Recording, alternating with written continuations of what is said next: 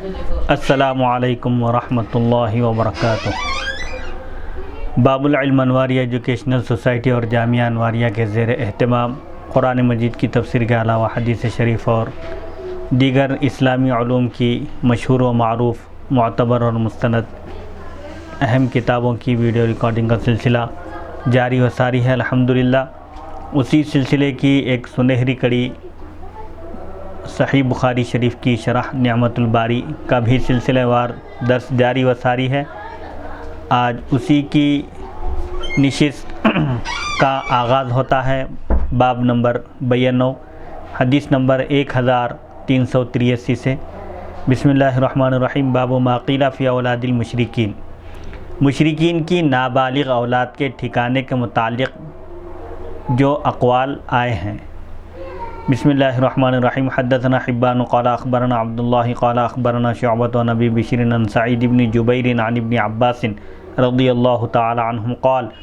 سئل رسول اللہ صلی اللہ علیہ وسلم عن اولاد المشرکین فقال اللہ اذ خلقهم اعلم بما كانوا عاملین۔ امام بخاری رحمۃ اللہ علیہ روایت کرتے ہیں، ہمیں حبان نے بیان کیا، انہوں نے کہا ہمیں عبداللہ نے خبر دی، انہوں نے کہا ہمیں شعبہ نے خبر دی، ابو بشر سے انہوں نے سعید بن جبیر سے انہوں نے حضرت ابن عباس رضی اللہ عنہما سے روایت کیا۔ بیان کرتے ہیں کہ رسول اللہ صلی اللہ علیہ وسلم سے مشرکین کی اولاد کے متعلق پوچھا گیا تو آپ نے فرمایا جب اللہ نے ان کو پیدا کیا تھا تو اس کو علم تھا کہ وہ کیا عمل کرنے والے ہیں۔ کفار کی نابالغ اولاد کے متعلق علماء حق کے اقوال، اہل علم کے اقوال۔ حافظ ابن حجر عسقلانی رحمۃ اللہ علیہ نے اس مسئلے میں حسب ذیل اقوال یعنی نیچے جو دیے جا رہے ہیں ان اقوال کو نقل کیا ہے۔ تقریباً اس میں 10 اقوال ہیں۔ کفار کی نابالغ اولاد کا ٹھکانہ اللہ تعالیٰ کی مشیت، اس کی مرضی پر موقوف ہے۔ یہ قول ابن مبارک اور اسحاق سے منقول ہے، یعنی عبداللہ بن مبارک اور امام اسحاق رحمۃ اللہ علیہما اس بات کے قائل ہیں کہ مشرکین کی جو نابالغ اولاد ہیں ان کا ٹھکانہ کیا ہے، یہ اللہ تعالیٰ کی مرضی اور اس کے منشے پر یہ موقوف ہے۔ امام بیہقی نے کتاب الاعتقاد میں اس قول کو امام شافعی سے نقل کیا ہے، یعنی اس قول کی نسبت انہوں نے امام شافعی کی طرف کی ہے۔ علامہ ابن عبد البر نے کہا کہ امام مالک کے طریقے کا بھی، یعنی امام مالک کے مسلک کا بھی یہی مقتضا ہے، تقاضا ہے، اور ان کے اصحاب نے یہ صراحت کی ہے کہ مسلمانوں کے بچے جنت میں ہوں گے اور کفار کے بچے اللہ تعالیٰ کی مشیت پر موقوف ہیں کہ ان کا ٹھکانہ جنت ہوگا یا جہنم، یہ اللہ تعالیٰ کی مرضی پر موقوف ہے۔ اور اس کی دلیل باب مذکور کی یہ حدیث ہے۔ ان کی دلیل یہ ابھی جو حدیث شریف پڑھی گئی ہے وہ ان کی دلیل ہے کہ جب رسول اللہ صلی اللہ علیہ وسلم سے مشرکین کی اولاد کے بارے میں پوچھا گیا تو آپ نے فرمایا کہ جب اللہ تعالیٰ نے ان کو پیدا کیا تھا، ان کی تخلیق کی تھی تو اس کو علم ہے کہ اس کو علم ہے اللہ تعالیٰ کو کہ وہ کیا عمل کرنے والے ہیں۔ دوسرا قول نمبر 2، نابالغ اولاد اپنے آبا کے تابع ہے۔ جو نابالغ اولاد ہوتی ہے وہ اپنے ماں باپ کے تابع ہوتی ہے، پس مسلمانوں کی اولاد جنت میں ہے اور کفار کی اولاد دوزخ میں ہے۔ اس کی دلیل یہ حدیث ہے، امام احمد نے حضرت عائشہ رضی اللہ عنہا سے یہ روایت کی کہ میں نے رسول اللہ صلی اللہ علیہ وسلم سے مسلمانوں کے بچوں کے متعلق پوچھا تو آپ نے فرمایا وہ جنت میں ہیں، اور مشرکین کے بچوں کے متعلق پوچھا تو آپ نے فرمایا کہ وہ دوزخ میں ہیں۔ میں نے عرض کیا یا رسول اللہ صلی اللہ علیہ وسلم، نابالغ جو بچے ہیں انہوں نے تو اعمال کا زمانہ نہیں پایا، یعنی ابھی وہ نابالغ تھے، انتقال کر گئے کم سنی میں ہی، ان کو عمل کرنے کا، سمجھ بوجھ کا اور تکلیف کا زمانہ، یعنی عام طور پر شریعت میں لڑکا 15 سال کی عمر میں بالغ کہلاتا ہے، مکلف کہلاتا ہے، اس عمر کو یہ لوگ نہیں پہنچے تو آپ نے فرمایا تمہارا رب خوب جاننے والا ہے کہ وہ کیا عمل کرنے والے تھے، بڑے ہو کر وہ اپنے آبا و اجداد کے دین پر باقی رہنے والے تھے یا پھر کنورٹ ہو جانے والے تھے اور اسلام کی حقانیت اور اسلام کا مطالعہ کر کے اسلام قبول کرنے والے تھے، وہ کسی یعنی وہ اسلام کو اختیار کرنے والے تھے یا نہیں، اللہ تعالیٰ اس بات کو خوب جانتا ہے، اگر تم چاہو تو میں دوزخ میں ان کے رونے کی آواز سنا دوں۔ آپ نے فرمایا کہ نابالغ اولاد اپنے ماں باپ کے تابع ہوتی ہے دین میں، اس لحاظ سے یہ حدیث شریف پیش کرتے ہوئے بعض علماء کہتے ہیں کہ مسلمانوں کے اگر نابالغ بچے انتقال کر جائیں تو وہ اپنے والدین کی اتباع میں، یعنی ان کے والدین مسلمان ہونے کی وجہ سے وہ بچے بھی مسلمان سمجھے جائیں گے۔ اسی طرح کفار اور مشرکین کے بچے ان کے ماں باپ کے اعتبار سے ان کو کافر اور مشرک سمجھا جائے گا، اس لیے ان کا ٹھکانہ جہنم ہوگا۔ مسند احمد جلد نمبر 6 صفحہ نمبر 208 پر یہ حدیث موجود ہے۔ اس حدیث کی سند ضعیف ہے، یعنی یہ حدیث ضعیف ہے۔ تیسرا قول ہے وہ جنت اور دوزخ کے درمیان برزخ میں ہیں، کیونکہ انہوں نے نیک کام کیے ہیں کہ وہ جنت میں داخل ہوں، نہ برے کام کیے ہیں کہ وہ دوزخ میں داخل ہوں۔ یعنی جو نابالغ بچے ہیں مشرکین اور کافروں کے، وہ جنت اور جہنم کے درمیان، اعراف ایک نام ہے ٹھکانے کا، اعراف میں ہوں گے۔ وہ جنت میں بھی نہیں داخل ہوں گے کیونکہ انہوں نے کوئی نیک عمل نہیں کیا اور تکلیف کی عمر کو نہیں پہنچے، اس لیے انہوں نے کوئی برائی بھی نہیں کی، اس لیے ان کو دوزخ میں بھی داخل نہیں کیا جائے گا۔ یہ تیسرا قول ہے۔ چوتھا قول ہے وہ اہل جنت کے خدام ہیں، یعنی وہ مشرکین اور کفار کے نابالغ بچے جو بالغ ہونے سے پہلے انتقال کر جائیں، وہ قیامت کے دن جنت میں جنتیوں کے خادم بن کر رہیں گے، ان کی خدمت کے لیے ان کو متعین کیا جائے گا۔ اس کے ثبوت میں درج ذیل احادیث ہیں، یعنی اس سلسلے میں نیچے احادیث شریفہ دے رہے ہیں کہ جو نابالغ بچے مشرکین اور کافروں کے بلوغ سے پہلے مر جاتے ہیں، وہ جنت میں جنتیوں کی خدمت کریں گے، خادموں کی حیثیت سے رہیں گے۔ حضرت انس رضی اللہ عنہ بیان کرتے ہیں کہ رسول اللہ صلی اللہ علیہ وسلم نے فرمایا بچے اہل جنت کے خدام ہیں، یعنی جنتیوں کے خدمت گزار بن کر رہیں گے۔ یزید رقاشی بیان کرتے ہیں کہ ہم نے حضرت انس رضی اللہ عنہ سے پوچھا، اے ابو حمزہ، یہ حضرت انس رضی اللہ عنہ کی کنیت ہے، آپ کے نزدیک مشرکین کے نابالغ بچوں کا کیا حکم ہے؟ حضرت انس رضی اللہ عنہ نے بیان کیا کہ رسول اللہ صلی اللہ علیہ وسلم نے ارشاد فرمایا ان کے گناہ نہیں ہیں کہ ان کو عذاب دیا جائے، عذاب جو دیا جاتا ہے وہ گناہ کرنے پر دیا جاتا ہے، تو ان کے گناہ ہی نہیں ہیں کہ ان کو عذاب دیا جائے، اور نہ ہی ان کی نیکیاں ہیں کہ ان کو ثواب دیا جائے، لہذا وہ جنتیوں کے خدام ہوں گے، ان کے سرونٹ بن کر رہیں گے، ان کے خادم بن کر رہیں گے۔ یہ حدیث شریف مسند ابو داؤد طیالسی میں ہے، حدیث نمبر 2824، حلیۃ الاولیاء جلد نمبر 7 صفحہ نمبر 308 پر یہ حدیث شریف موجود ہے۔ حضرت سمرہ بن جندب رضی اللہ عنہ بیان کرتے ہیں کہ ہم نے رسول اللہ صلی اللہ علیہ وسلم سے مشرکین کی اولاد کے متعلق پوچھا تو آپ نے فرمایا وہ جنتیوں کے خدام ہیں، یعنی مشرکین کی نابالغ اولاد جو بلوغ سے پہلے انتقال کر جاتی ہے، بالغ ہونے سے پہلے جو انتقال کر جاتی ہے، وہ جنت میں جنتیوں کے خادم کی حیثیت سے رہیں گے۔ یہ چوتھا قول تھا۔ پانچواں قول ہے ان کو قیامت کے دن مٹی بنا دیا جائے گا۔ چھٹا قول ہے وہ دوزخی ہیں، دوزخ میں ہیں، یہ امام احمد بن حنبل رحمۃ اللہ علیہ کے بعض اصحاب کا قول ہے۔ ساتواں قول ہے ان کی آخرت میں آزمائش کی جائے گی، ان کا ٹیسٹ لیا جائے گا، امتحان ہوگا، ان کے سامنے آگ پیش کی جائے گی، پس جو اس آگ میں داخل ہو جائے گا اس کے لیے وہ آگ ٹھنڈی اور سلامتی والی بن جائے گی۔ اس کے ثبوت میں یہ احادیث شریفہ ہیں۔ حضرت انس رضی اللہ عنہ بیان کرتے ہیں کہ رسول اللہ صلی اللہ علیہ وسلم نے فرمایا قیامت کے دن 4 قسم کے آدمیوں کو لایا جائے گا۔ نمبر 1 نابالغ بچہ، نمبر 2 کم عقل، نمبر 3 جو فطرت میں مر گیا۔ فطرت سے مراد 2 نبیوں کے درمیان جو زمانہ گزرا، جیسے حضرت عیسیٰ علیہ السلام کے بعد تقریباً 500 تا 600 سال کے درمیان کا جو وقفہ ہے وہ فطرت کا زمانہ کہلاتا ہے، جس میں کوئی نبی موجود نہیں تھے۔ حضور اکرم صلی اللہ علیہ وسلم اور حضرت عیسیٰ علیہ السلام کے درمیان تقریباً 600 سال کا عرصہ گزرا جس میں کوئی نبی نہیں تھے۔ اس زمانے کو فطرت کا زمانہ کہتے ہیں۔ جو زمانہ فطرت میں مر جائے اور چاہتے شیخ فانی سے مراد ایسا بوڑھا شخص جو بالکل اب مرنے کے قریب ہو، جس کے اندر طاقت نہ ہو، اللہ تعالیٰ ان 4 قسم کے لوگوں سے فرمائے گا اس آگ میں داخل ہو جاؤ۔ تو جن کے اوپر بدبختی لکھ دی گئی ہے یعنی جن کے مقدر میں، جن کے حصے میں بدبختی، شقاوت لکھ دی گئی ہے، وہ کہیں گے اے ہمارے پروردگار، تو ہم کو اس آگ میں داخل کر رہا ہے حالانکہ ہم اس سے ڈرتے تھے، یہ کہیں گے، اور وہ لوگ آگ میں داخل ہونے سے انکار کر دیں گے۔ اور جن کے لیے نیک بختی لکھ دی گئی ہے، سعادت جن کے حصے میں اللہ تعالیٰ نے لکھ دیا ہے، وہ جب امتحان ہوگا ان کا، آخرت میں ان کا ٹیسٹ ہوگا، تو وہ فوراً اللہ کا حکم ہوتے ہی اس آگ میں دوڑتے ہوئے داخل ہو جائیں گے۔ جو لوگ دوڑتے ہوئے اس آگ میں داخل ہو جائیں گے، یہ لوگ جنت میں داخل ہونے کے حقدار قرار پائیں گے، یہ لوگ جنت میں داخل ہو جائیں گے۔ اور پہلا فریق جس نے آگ میں داخل ہونے سے انکار کیا تھا، وہ دوزخ میں داخل ہوں گے، دوزخی کہلائیں گے۔ یہ حدیث مسند بزار حدیث نمبر 2177 اور مسند ابی اعلیٰ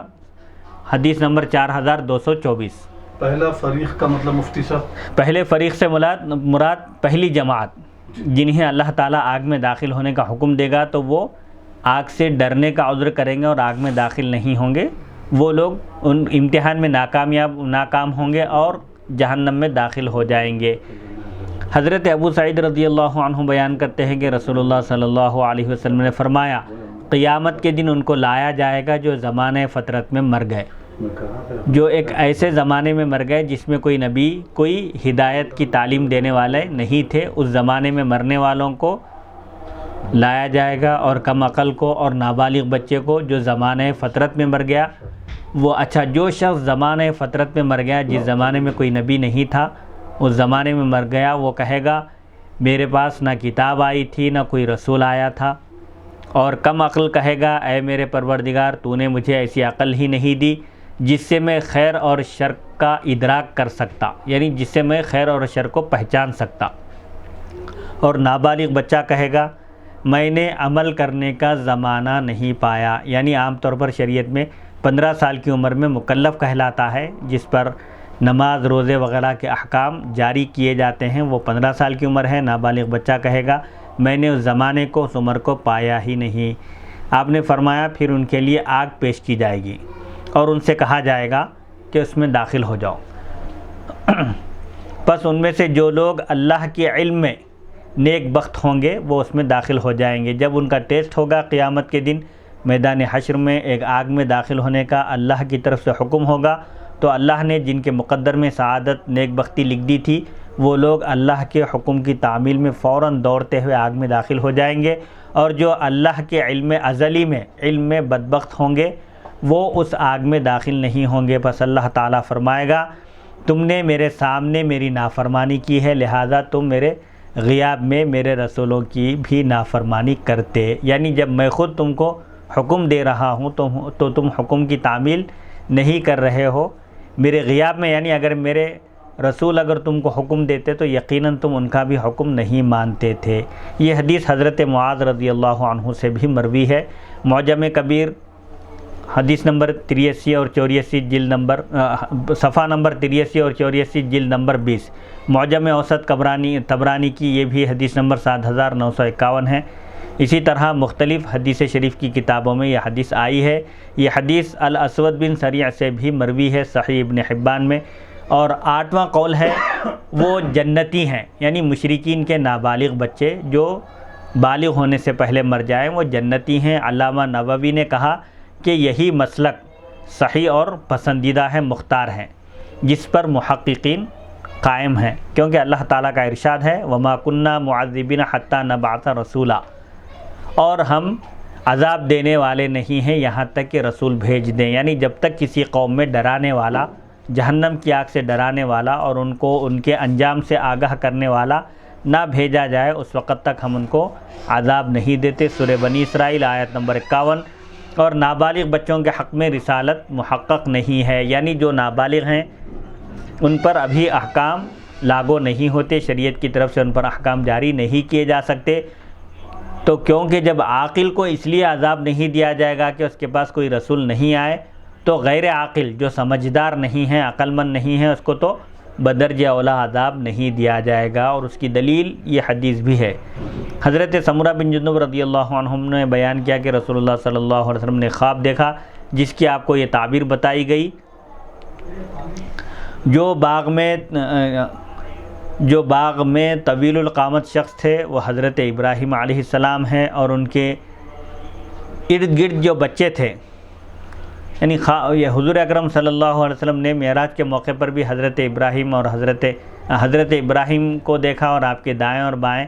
بچوں کو دیکھا۔ وہ اسی سلسلے میں بیان کرتے ہیں کہ باغ میں یعنی جنت میں ایک طویل القامت بلند ہائٹ والے لمبی ہائٹ والے ایک شخص تھے، وہ حضرت ابراہیم علیہ السلام ہیں، اور جو ان کے ارد گرد ان کے اطراف جو بچے تھے وہ ہر پیدا ہونے والا بچہ تھا جو فطرت پر پیدا ہوا، یعنی اس کے اندر دین اسلام کو دین حق کو قبول کرنے کی صلاحیت موجود ہے۔ پس بعض مسلمانوں نے پوچھا یا رسول اللہ اور مشرکین کی اولاد؟ تو آپ نے فرمایا اور مشرکین کی اولاد، یعنی اسے بتلانا مقصود ہے کہ مشرکین کی نابالغ اولاد اگر انتقال کر جائے بلوغ سے پہلے، بالغ ہونے سے پہلے، تو وہ جنتی ہیں۔ یہ بھی ایک قول ہے۔ نواں قول ہے توقف، یعنی مشرکین کے بچوں کے بارے میں، نابالغ بچوں کے بارے میں کوئی حکم نہ لگایا جائے، خاموشی اختیار کی جائے، ان کو نہ جنتی کہا جائے نہ دوزخی کہا جائے، ان کا معاملہ اللہ کے حوالے ہے۔ نمبر 10 امساک، یعنی خاموشی اختیار کرنا، مشرکین کی اولاد کے بارے میں کوئی حکم نہیں لگانا، بلکہ وہاں ان کو جنتی یا دوزخی کہنے سے رک جانا ہے۔ توقف سے مراد یہ ہے کہ چونکہ دلائل مختلف ہیں اور ایک دوسرے سے ٹکراتے ہیں، کہ بعض دلائل سے معلوم ہوتا ہے کہ مشرکین کی نابالغ اولاد جنتی ہے، اور بعض دلائل سے معلوم ہوتا ہے کہ وہ جہنمی ہیں، چونکہ یہ آپس میں ٹکراؤ ہے، تعارض ہے دلائل میں، اسی لیے کسی قول کو ترجیح نہ دی جائے، خاموشی اختیار کی جائے۔ اور امساک سے مراد یہ ہے کہ اس بحث میں پڑھنے سے گریز کیا جائے، بچا جائے، یعنی اس بحث میں ہی نہ پڑھیں، بلکہ ہم پر جو ذمہ داری عائد کی گئی ہے شریعت کی طرف سے، ہم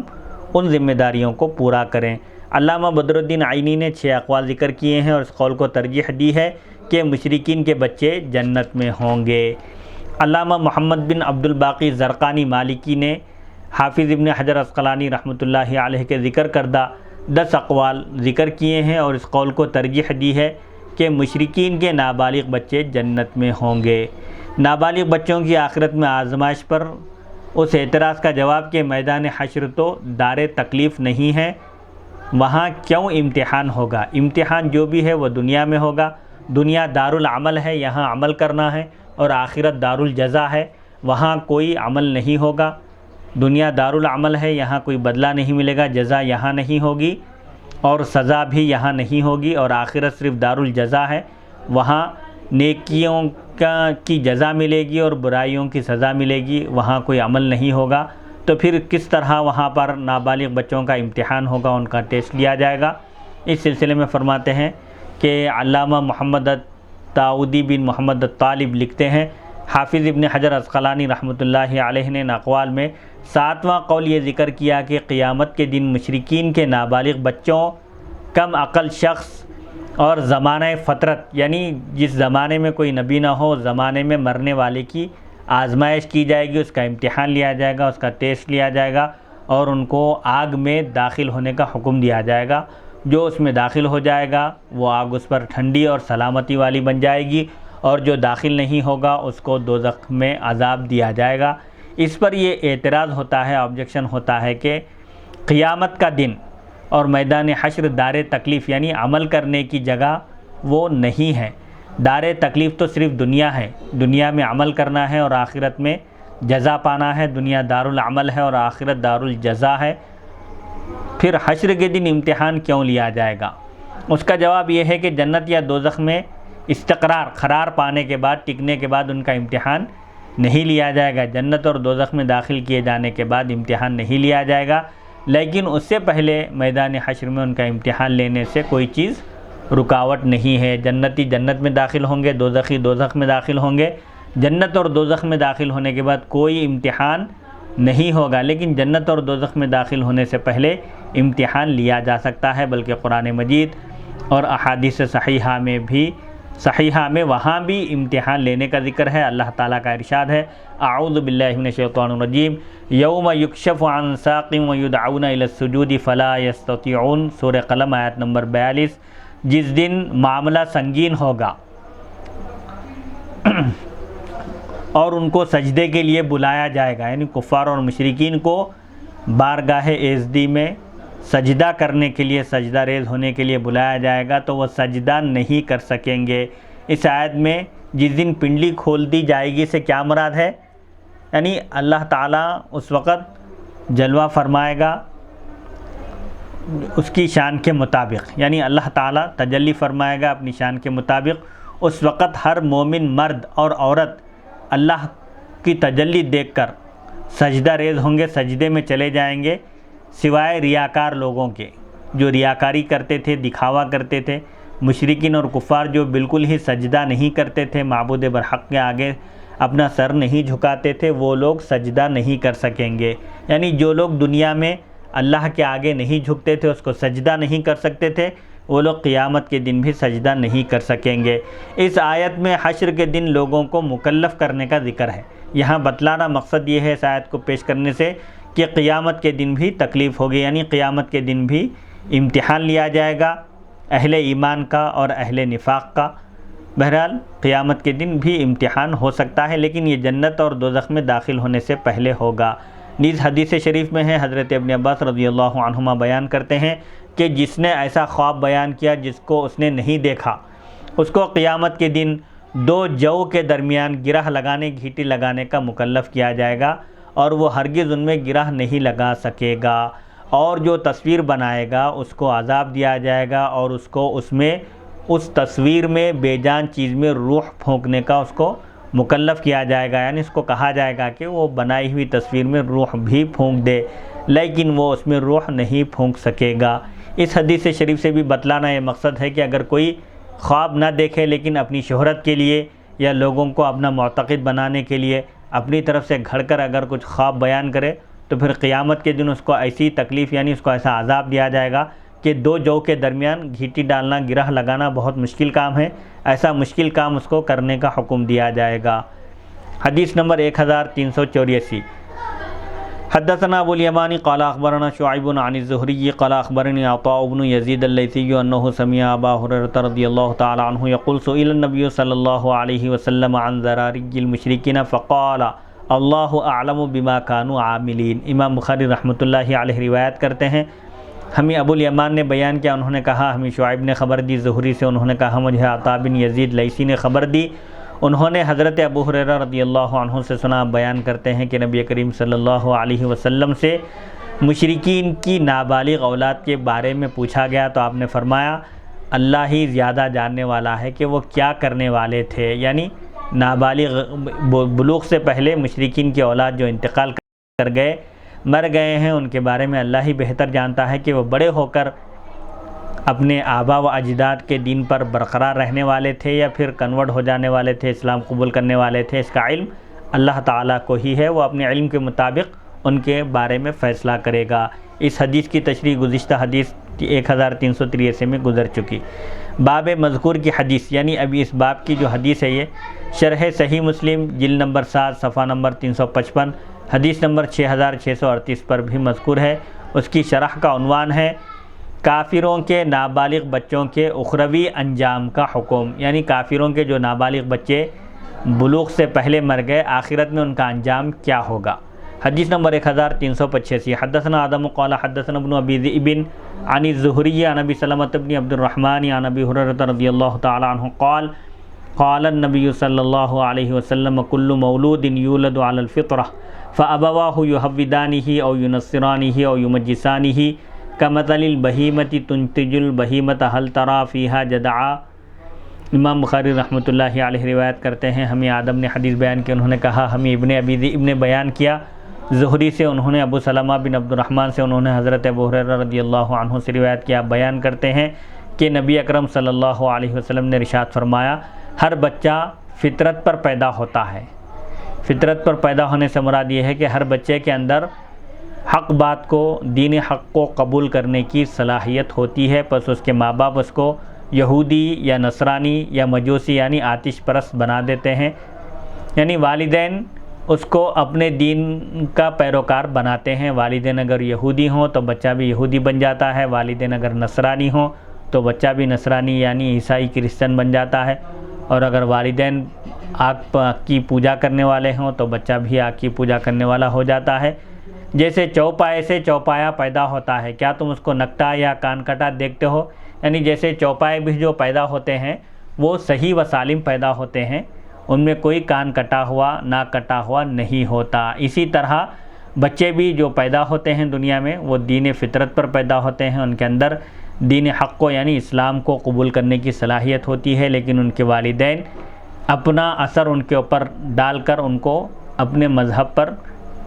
مذہب کا پیروکار بناتے ہیں۔ اس حدیث کی تشریح صحیح بخاری حدیث نمبر 1328 میں گزر چکی۔ باب نمبر 93، امام بخاری نے اس باب کا عنوان ذکر نہیں کیا، یہ ابواب سابقہ یعنی اس سے پہلے جو ابواب گزرے ہیں ان کے ساتھ یہ ملا ہوا ہے۔ حدیث نمبر 1386، حدثنا موسیٰ بن اسماعیل قال حدثنا جریر بن حازم قال حدثنا ابو رجاء عن سمرة بن جندب قال كان النبي صلى الله عليه وسلم اذا صلى صلاة اقبل علينا بوجهه فقال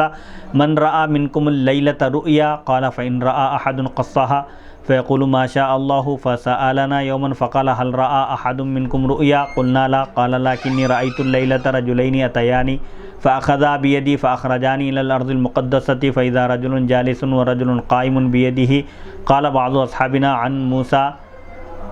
كلوب من حديد إنه يدخله في شدقه حتى يبلغ قفاه ثم يفعل بشدقه الآخر مثل ذلك ويلتئم شدقه هذا فيعود فيصنع مثله قلت ما هذا قال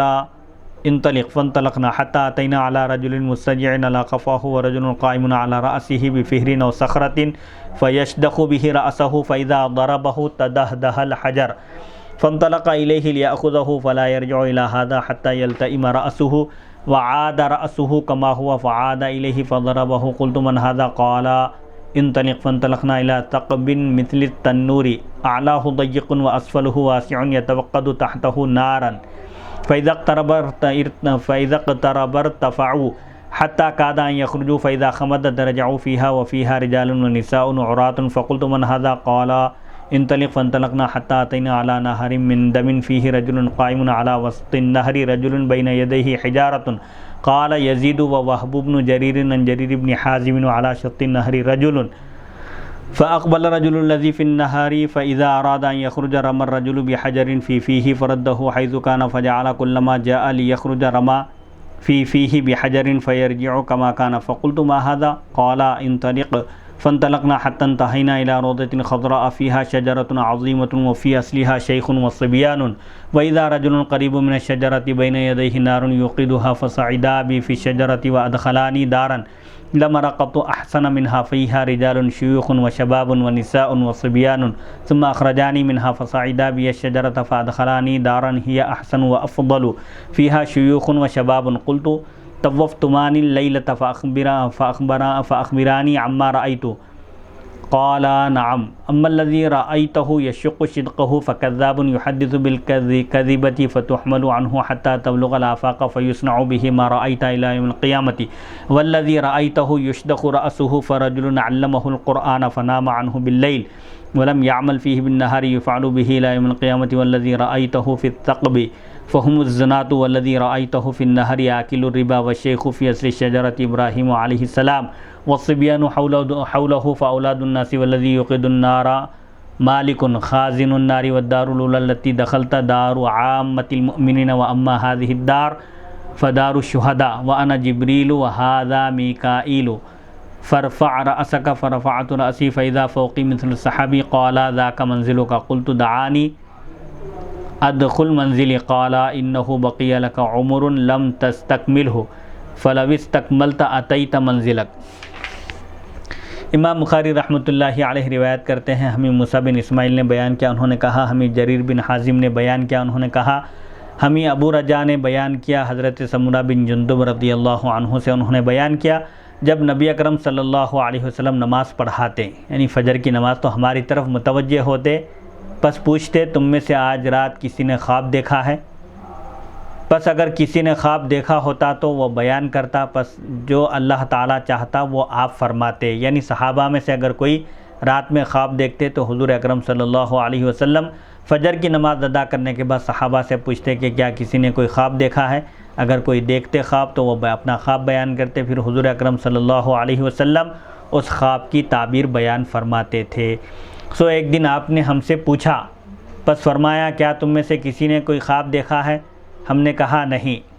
تو آپ نے فرمایا لیکن میں نے آج رات خواب دیکھا۔ حضور اکرم صلی اللہ علیہ وسلم نے فرمایا کہ میں نے آج رات خواب دیکھا کہ 2 آدمی میرے پاس آئے، پس وہ دونوں میرا ہاتھ پکڑ کر مجھے ارض مقدسہ لے گئے، یعنی وہ دونوں شخص میرا ہاتھ پکڑ کر مجھے ارض مقدسہ یعنی ملک شام لے گئے۔ پس وہاں ایک آدمی بیٹھا ہوا تھا اور دوسرا آدمی لوہے کی ہتھوڑی لے کر کھڑا ہوا تھا۔ راوی نے کہا ہمارے بعض اصحاب نے موسیٰ سے روایت کیا وہ کھڑا ہوا شخص اس بیٹھے ہوئے آدمی کے جبڑے میں اس لوہے کے ٹکڑے کو داخل کرتا حتیٰ کہ وہ جبڑا اس کی گدی تک چیر دیتا، یعنی ایک شخص کو عذاب دیا جا رہا تھا، ایک فرشتہ اس کو لوہے کے ٹکڑے سے ایک لوہے کے ٹکڑے کو اس کے منہ میں داخل کرتا، جس کی وجہ سے اس کا جبڑا اس کی گدی تک چیر دیا جاتا، یعنی اس کا منہ پورا پھٹ جاتا۔ پھر اس کے دوسرے جبڑے میں اسی طرح وہ لوہے کو داخل کرتا اور اس کا پہلا جبڑا ٹھیک ہو چکا ہوتا، پھر وہ اس جبڑے میں اسی طرح لوہے کا ٹکڑا داخل کرتا، یعنی یہی عمل اس کے ساتھ کیا جا رہا تھا۔ میں نے ان دونوں سے پوچھا یہ کیا ہو رہا ہے؟ حضور صلی اللہ علیہ وسلم فرماتے ہیں میں نے پوچھا کہ یہ ماجرا کیا ہے؟ انہوں نے کہا آگے چلیے، یعنی بعد میں سب پوری تفصیل جب یہ حدیث شریف کے اختتام پر تقریباً جب وہ لوگ حضور صلی اللہ علیہ وسلم کو سیر کرا کر لا کر جب چھوڑتے ہیں تو اس وقت پھر پوری تفصیل بیان کرتے ہیں کہ وہ کس قسم کے لوگ تھے اور انہیں کس وجہ سے وہ سزا دی جا رہی تھی۔ ان دونوں سے میں نے پوچھا یہ کیا ہو رہا ہے؟ تو انہوں نے کہا آپ آگے چلیے۔ پس ہم چل پڑے یہاں تک کہ ہم ایک شخص کے پاس پہنچے جو پیٹھ کے بل لیٹا ہوا تھا اور دوسرا شخص اس کے سر کے پاس پتھر لیے کھڑا ہے اور اس کا سر پھوڑ رہا ہے۔ پس جب وہ اس کے سر پر ضرب لگاتا مارتا تو وہ پتھر لڑکتا ہوا چلا جاتا، پھر وہ اس پتھر کو لینے کے لیے چلا جاتا، یعنی وہ فرشتہ، تو جب وہ واپس آتا تو اس کا سر پہلے کی طرح ٹھیک ہو چکا ہوتا، یعنی جس شخص کا سر پھوڑا جا رہا تھا وزنی بڑے پتھر سے، وہ بار بار اس کا سر پھوڑا جا رہا تھا، پھر وہ درست ہو رہا تھا۔ میں نے ان دونوں سے پوچھا یہ کیا واقعہ ہے، یہ کیا ہو رہا ہے؟ انہوں نے کہا آگے چلیے۔ پس ہم آگے گئے تو تنور کی طرح ایک سوراخ تھا، ایک چولہا تھا، وہ اوپر سے تنگ تھا اور نیچے سے کشادہ تھا، اس کے اندر داخل ہونے کی جگہ ٹائٹ تھی اور نیچے کشادہ وسیع پھیلا ہوا تھا اور اس کے نیچے آگ جل رہی تھی۔ پھر جب وہ آگ اوپر اٹھتی تو اس میں جو لوگ تھے وہ اس تنور سے نکلنے کے قریب ہوتے، اندر جو لوگ موجود تھے آگ بھڑکتی تو وہ تنور سے باہر نکلنے کے قریب ہوتے، اور جب وہ آگ بجھ جاتی تو وہ لوگ باہر نہیں نکل سکتے، لیکن پھر وہ لوگ نیچے چلے جاتے تھے تنور میں ہی۔ اس میں برہنہ مرد اور عورتیں تھیں، یعنی برہنہ یعنی بغیر کپڑے پہنے ہوئے۔ میں نے پوچھا یہ کیا ہو رہا ہے؟ انہوں نے کہا آگے چلیے۔ پس ہم آگے گئے یہاں تک کہ ہم خون کے دریا پر آئے، ایک نہر کے پاس آئے جس میں پانی کے بجائے خون بہہ رہا تھا۔ دریا کے درمیان میں وسط میں ایک شخص کھڑا ہوا تھا۔ یزید نے اور وہب بن جریر نے کہا جریر بن حازم سے کہ دریا کے کنارے ایک اور شخص تھا جس کے سامنے پتھر تھے۔ پھر وہ شخص آگے بڑھا جو دریا میں تھا۔ جب وہ دریا سے نکلنے کا ارادہ کرتا تو دوسرا شخص اس کے منہ پر پتھر کھینچ کر مارتا اور اس کو اسی جگہ لوٹا دیتا، یعنی دریا کے درمیان میں ہی اس کو لوٹا دیتا، دریا سے باہر نکلنے کا موقع نہیں دیتا۔ پس جب وہ بھی نکلنے کے لیے آتا تو وہ دوسرا شخص اس کے منہ پر پتھر مارتا، پھر اس کو اسی جگہ لوٹا دیتا۔ میں نے ان دونوں سے پوچھا جو دونوں حضور اکرم صلی اللہ علیہ وسلم کو لے کر گئے تھے، سیر کرا رہے تھے، آپ نے ان سے پوچھا یہ کیا ہو رہا ہے؟ انہوں نے کہا آگے چلیے، اور مناظر بتا رہے ہیں، آگے چلیے۔ پس ہم آگے گئے یہاں تک کہ ہم ایک سرسبز باغ کے پاس پہنچے، ایک نہایت سرسبز و شاداب باغ تھا، اس میں پہنچے۔ اس میں بہت بڑا درخت تھا، اس کی جڑ میں یعنی اس درخت کے تنے اس کی جڑ کو ایک بوڑھے شخص ٹیکا لگا کر بیٹھے ہوئے تھے اور بچے بھی ان کے اطراف بیٹھے ہوئے تھے، اور یہ شخص درخت کے قریب تھے، وہ اپنے سامنے آگ جلا رہے تھے۔ ان دونوں نے مجھے اس درخت پر چڑھایا اور مجھے ایک گھر میں داخل کر دیا۔ اس سے زیادہ حسین گھر میں نے اس سے پہلے نہیں دیکھا تھا۔ اس میں بوڑھے مرد تھے اس گھر میں، اور جوان مرد تھے، اور عورتیں تھیں اور بچے تھے۔ پھر ان دونوں نے مجھے اس گھر سے نکالا، پھر مجھے اس درخت پر چڑھایا، پھر مجھے ایک اور گھر میں داخل کیا جو اس سے زیادہ کہیں حسین اور بہترین تھا، اس میں بوڑھے اور جوان لوگ تھے۔ میں نے کہا تم دونوں نے مجھے ساری رات گھمایا ہے، یہ قسم قسم کے مناظر دکھائے ہیں، یہ جو احوال میرے سامنے بتائے ہیں، پیش کیے ہیں، اب مجھے بتاؤ کہ میں نے کیا کچھ دیکھا ہے، یعنی میں نے یہ جو مناظر دیکھے ہیں خواب میں، یہ مناظر کی حقیقت کیا ہے اور تم دونوں کون ہیں؟ تو ان دونوں نے کہا، وہ دونوں کون تھے؟ حضرت جبریل اور حضرت میکائیل، یہ دو فرشتے تھے جو حضور اکرم صلی اللہ علیہ وسلم کو رات میں خواب میں انہوں نے سیر کروائی اور یہ سب مناظر بتائے۔ تو اس وقت ان دونوں نے کہا ہاں، اب رہا وہ شخص جس کو آپ نے دیکھا کہ اس کے جبڑے کو توڑا جا رہا تھا، یہ بہت جھوٹا تھا، جھوٹ بولتا تھا، جھوٹی خبریں دیتا تھا جو اس سے نقل کی جاتی تھی، یہاں تک کہ ساری دنیا میں پھیل جاتی تھی، لوگوں کو جھوٹی باتیں بیان کرتا تھا، خود جھوٹ بولتا تھا اور جھوٹی خبریں پھیلاتا تھا اور لوگ اس سے سن کر پوری دنیا میں اس کو پھیلاتے تھے۔ سو اس کے ساتھ قیامت تک وہی کیا جاتا رہے گا جو آپ نے دیکھا ہے، یعنی جو جھوٹ بولنے والا شخص ہوگا، جو دنیا میں جھوٹ بولے گا، اس کو قیامت کے دن اس طرح سزا دی جائے گی اور اس کے ساتھ یہی سلسلہ جاری رہے گا۔ یہ ایک مثالی شکل میں آپ کو بتایا گیا کہ جھوٹ بولنا ایک بہت بڑا گناہ ہے، جو جھوٹ بولے گا قیامت کے دن اس کا یہی انجام ہوگا اور یہ عذاب اس سے کبھی ختم نہیں ہوگا۔ جو آپ نے دیکھا اور جس شخص کو آپ نے دیکھا کہ اس کا سر پھوڑا جا رہا تھا، یعنی ایک دوسرا جو منظر آپ نے دیکھا کہ ایک شخص کا سر وزنی پتھر سے پھوڑا جا رہا تھا، یہ کون شخص ہے؟ یہ وہ شخص ہے جس کو اللہ نے قرآن کا علم دیا تھا، یہ رات کو سو جاتا تھا اور دن میں اس پر عمل نہیں کرتا تھا، یعنی قرآن مجید کا علم اللہ تعالیٰ نے دینی علم سے اس کو نوازا تھا، وہ اس علم کے تقاضوں کو پورا نہیں کرتا تھا۔ علم کا تقاضا یہ ہے، حافظ قرآن ہے، عالم دین ہے، تو رات میں اس کو کچھ حصہ تہجد کے لیے، شب بیداری کے لیے، اللہ کی خوشنودی کے لیے نکالنا چاہیے۔ فرشتے کہتے ہیں کہ یہ قرآن مجید کا حافظ تھا، دینی علوم سے آراستہ تھا، اس کے باوجود یہ رات میں سو جاتا تھا، بالکل غفلت میں پڑا رہتا تھا، خواب غفلت میں، اور دن میں قرآن مجید کے احکامات پر عمل نہیں کرتا تھا، اسی لیے اس کا سر وزنی پتھر سے پھوڑا جا رہا ہے اور قیامت تک اس کے ساتھ یہی سلوک کیا جاتا رہے گا۔ اس کے ساتھ قیامت تک اسی طرح کیا جاتا رہے گا۔ اور جن لوگوں کا آپ نے تنور میں دیکھا، روٹیاں بنانے کا جو بھٹی ہوتی ہے تنور، جس تنور میں آپ نے لوگوں کو دیکھا، وہ زنا کرنے والے، بدکاری کرنے والے تھے، اور جن لوگوں کو آپ نے خون کے دریا میں دیکھا وہ سود کھانے والے تھے، یعنی خون کے دریا میں آپ نے جس شخص کو دیکھا وہ رشوت کھانے والا، سود کھانے والا، لوگوں کو قرض دے کر اضافی روپیے پیسے وصول کرنے والا تھا۔ اور جس بوڑھے شخص کو آپ نے درخت کی جڑ کے ساتھ بیٹھا ہوا دیکھا، درخت کی جڑ کو ٹیکا لگا کر درخت کو، وہ حضرت ابراہیم علیہ السلام تھے، اور جو بچے ان کے گرد تھے وہ لوگوں کی نابالغ اولاد ہیں، اور جو شخص آگ جلا رہے تھے وہ دوزخ کا داروغہ مالک ہیں۔ اور پہلا گھر جو آپ نے دیکھا جس میں آپ داخل ہوئے تھے وہ عام مسلمانوں کا گھر ہے، یعنی جنت ہے وہ، اور رہا یہ گھر تو یہ شہداء کا گھر ہے جو عام مسلمانوں کے مقابلے میں اور زیادہ حسین و جمیل اور بہترین ہوگا۔ اور پھر وہ دو فرشتے جو حضور اکرم صلی اللہ علیہ وسلم کو خواب میں لے کر گئے تھے وہ کہتے ہیں، اور میں جبریل ہوں اور یہ میکائیل ہیں، آپ اپنا سر اٹھائیں۔ پس میں نے اپنا سر اٹھایا تو میرے اوپر بادل کی طرح تھا، یعنی ایک بادل میرے اوپر سایہ کیا ہوا تھا۔ ان دونوں نے کہا یہ آپ کا ٹھکانہ ہے۔ میں نے کہا مجھے چھوڑ دو، مجھے چھوڑو، میں اپنے گھر میں داخل ہونا چاہتا ہوں۔ یعنی عام مسلمانوں کا جنت میں جو ٹھکانہ ہے وہ بتایا گیا، پھر اس کے بعد شہداء کا ٹھکانہ بتایا گیا۔ شہداء کے ٹھکانے کے بعد حضور اکرم صلی اللہ علیہ وسلم کا مسکن، آپ کا ٹھکانہ جنت میں، فرشتوں نے جب آپ کو بتایا تو آپ نے فرمایا کہ مجھے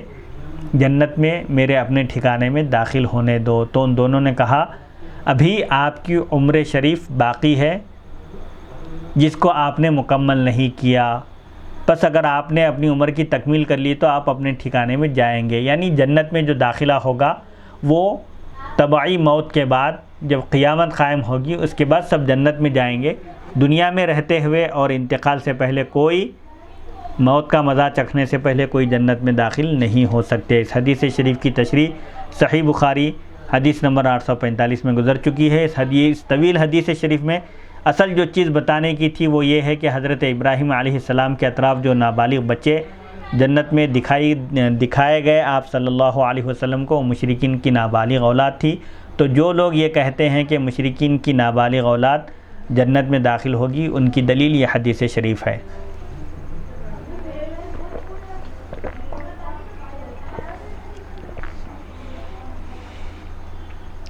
بابو موتی یوم الاثنین، پیر کے دن موت کا بیان۔ اگر یہ اعتراض کیا جائے کہ پیر کے دن مرنا تو کسی کے اختیار میں نہیں ہے، موت کسی کے اختیار میں نہیں ہے، یہ سب اللہ تعالیٰ کے اختیار میں ہے، جس کو جس جگہ جس دن موت آنا ہے یہ سب طے ہے۔ پھر امام بخاری نے یہ باب کیوں قائم کیا کہ پیر کے دن مرنے کی تمنا خواہش کرنی چاہیے؟ اس کا جواب یہ ہے کہ امام بخاری کا مقصد یہ ہے کہ مسلمان کو یہ تمنا، یہ خواہش کرنی چاہیے، یہ آرزو کرنی چاہیے کہ اس کو پیر کے دن موت آئے۔ جیسے شہادت کے بارے میں آیا ہے کہ ہر ایک مسلمان کے دل میں شہادت کی، دشمنان اسلام کے خلاف لڑتے ہوئے مرنے کی تمنا ہونی چاہیے۔ جو شہادت کی تمنا رکھے اپنے دل میں کہ اگر اس کو موقع مل جائے جہاد میں جانے کا، جنگ میں جانے کا، اور وہ دشمنان اسلام کے خلاف لڑ کر اللہ کی راہ میں اپنی جان دینے کی جو خواہش رکھتا ہے دل میں، اگر اس کو بستر پہ بھی موت آئے تو اللہ تعالیٰ اس کو شہداء کے درجے تک پہنچا دیتا ہے۔ یہ حدیث شریف کا مفہوم ہے۔ اس لیے ہر مومن کے دل میں شہادت کی آرزو ہونی چاہیے۔ حدیث نمبر 1387، حدثنا معل بن اسد قال حدثنا وہیب عن ہشام عن ابیہ عن عائشہ رضی اللہ تعالی عنہ قالت دخلت علی ابی بکر رضی اللہ تعالی عنہ فقال فی کم کفنتم النبی صلی اللہ علیہ وسلم قالت فی ثلاثۃ اثواب بیض سحولیۃ لیس فیہا قمیص ولا عمامۃ وقال لها فی ای یوم توفی رسول اللہ صلی اللہ علیہ وسلم قالت یوم الاثنین قال فای یوم هذا قالت یوم الاثنین قال ارجو فیما بینی وبین اللیل فنظر الى ثوب علیہ کان یمرض فیہ به ردع من زعفران فقال غسلوا ثوبی هذا وزیدوا علیہ ثوبین فکفنونی فیہا قلت ان هذا خلق قال ان الحی احق بالجدید من المیت انما هو للمہلۃ فلم يتوفى حتى امسى من لیلۃ الثلاثاء ودفن قبل ان یصبح۔ امام بخاری رحمۃ اللہ علیہ روایت کرتے ہیں، ہمیں معل بن اسد نے حدیث بیان کی، انہوں نے کہا ہمیں وہیب نے بیان کیا، ہشام سے، انہوں نے اپنے والد سے، انہوں نے حضرت عائشہ صدیقہ رضی اللہ عنہ سے روایت کیا، بیان کرتی ہیں کہ میں حضرت ابو بکر صدیق رضی اللہ عنہ کے پاس گئی، آپ کی صاحبزادی ہیں، انہوں نے پوچھا آپ نے نبی کریم صلی اللہ علیہ وسلم کو کتنے کپڑوں میں کفن دیا تھا؟ حضرت ابو بکر نے حضرت عائشہ سے پوچھا تو حضرت عائشہ نے بتایا 3 سفید یمن کے بنے ہوئے کپڑوں میں آپ صلی اللہ علیہ وسلم کو کفن دیا گیا تھا، جن میں نہ قمیص تھی اور نہ امامہ تھا۔ اور انہوں نے حضرت عائشہ صدیقہ رضی اللہ عنہ سے پوچھا رسول اللہ صلی اللہ علیہ وسلم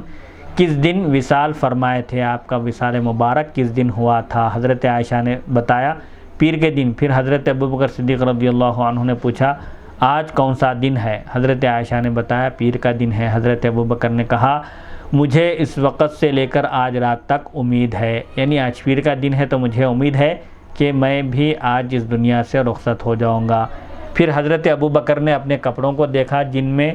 آپ بیمار ہو گئے تھے، جن کپڑوں میں آپ کی عیادت یعنی آپ کی تیمارداری کی جا رہی تھی، ان میں زعفران کا اثر تھا، نشان تھا، پس انہوں نے کہا میرے اس کپڑے کو دھو دو اور اس کے ساتھ 2 کپڑوں کا اور اضافہ کر لو، 3 کپڑوں میں مجھے جو مسنون ہے کفن دینا، مرد کے لیے 3 کپڑے، اس طرح میں جو کپڑے پہنا ہوا ہوں اس کے ساتھ اور 2 کپڑے شامل کر لو، پھر ان میں مجھے کفن دینا۔ حضرت عائشہ نے بتایا میں نے کہا یہ پرانا کپڑا ہے، یہ کپڑا پرانا ہو گیا ہے۔ حضرت ابو بکر نے کہا جو کپڑے آپ پہنے ہوئے تھے اس کے بارے میں جب یہ کہا تو آپ نے فرمایا زندہ آدمی کو مردے کی بنسبت نئے کپڑے کی زیادہ ضرورت ہے، یعنی جو انتقال کر رہا ہے اس سے زیادہ جو شخص زندہ ہے اس کو کپڑوں کی ضرورت ہے۔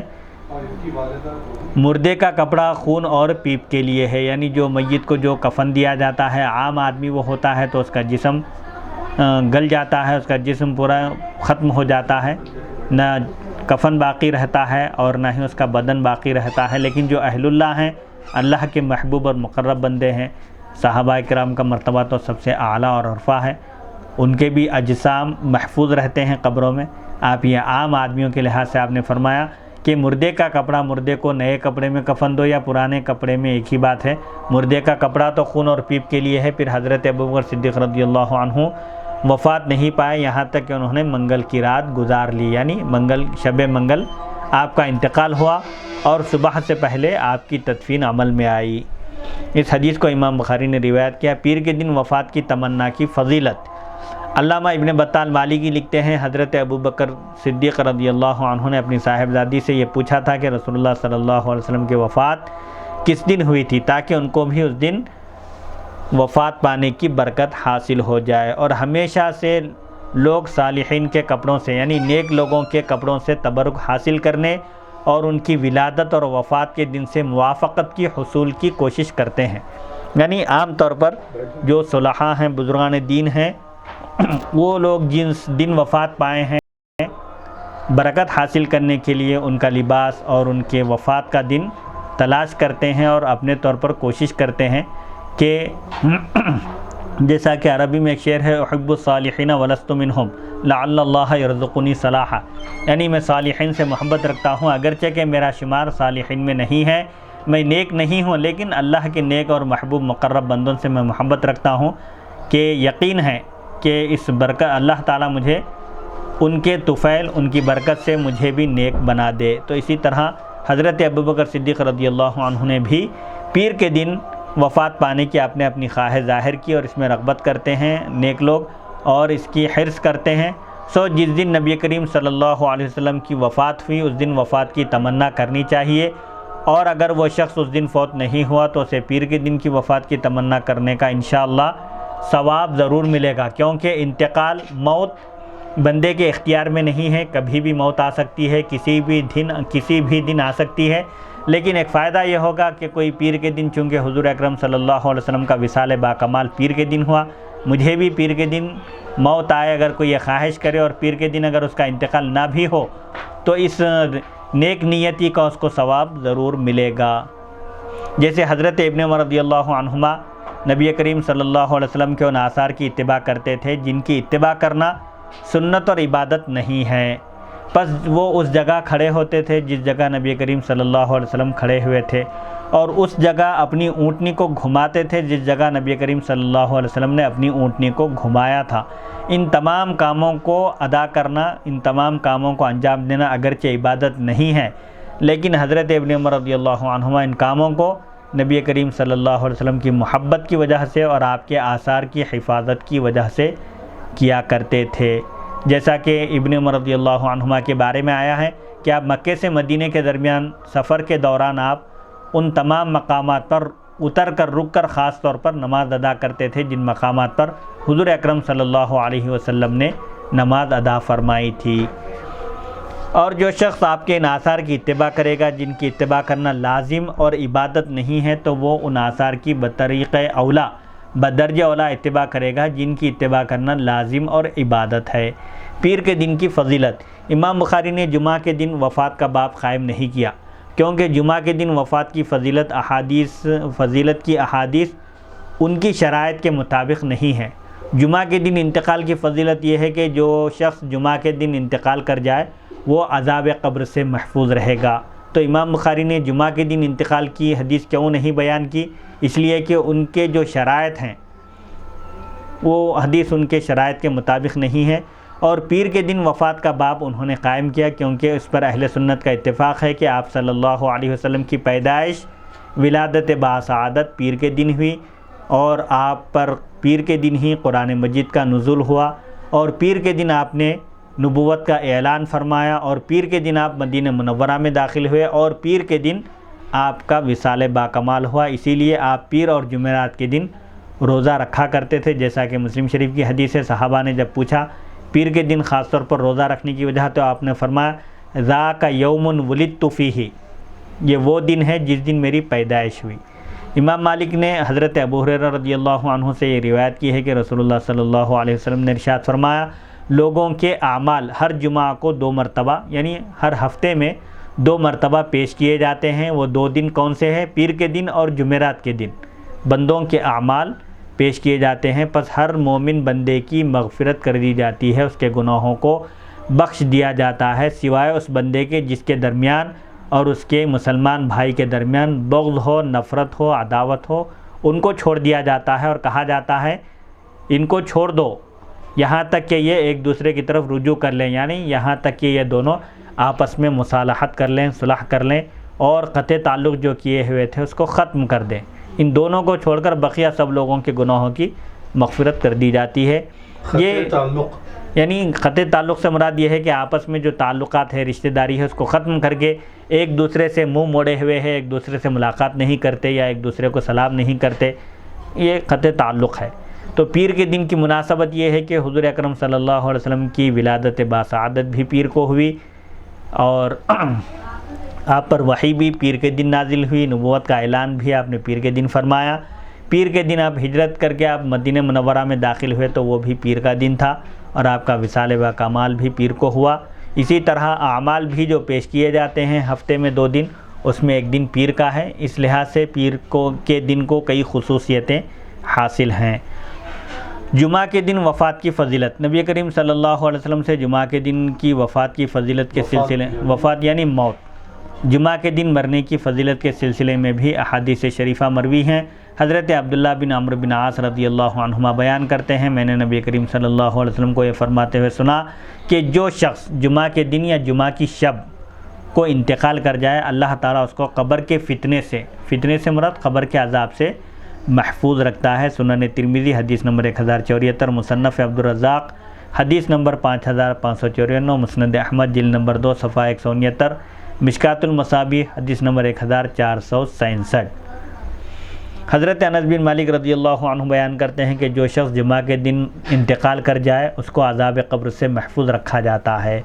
حضرت جابر رضی اللہ عنہ بیان کرتے ہیں کہ رسول اللہ صلی اللہ علیہ وسلم نے فرمایا، جو شخص جمعہ کے دن انتقال کر جائے یا جمعہ کی شب، چاہے دن ہو جمعہ کا یا شب ہو، اب یہ اسلامی اعتبار سے جمعرات کی جب مغرب ہو جاتی ہے تو اس دن سے جمعہ کا دن شروع ہو جاتا ہے، کیونکہ عرب میں اور اسلامی اعتبار سے رات پہلے آتی ہے اور دن بعد میں آتا ہے۔ اس لحاظ سے اگر کوئی جمعرات کی مغرب سے جو جمعہ کا دن شروع ہوتا ہے، جمعرات میں بھی اگر انتقال کر جائے، جو شب جمعہ کہلاتی ہے، جس کو جمعرات کی رات کہتے ہیں لیکن حقیقت میں وہ شب جمعہ ہوتی ہے، وہ بھی جمعہ کے دن انتقال کرنے والا سمجھا جائے گا۔ حضرت جابر رضی اللہ عنہ بیان کرتے ہیں کہ رسول اللہ صلی اللہ علیہ وسلم نے فرمایا، جو شخص جمعہ کے دن انتقال کر جائے یا جمعہ کی شب،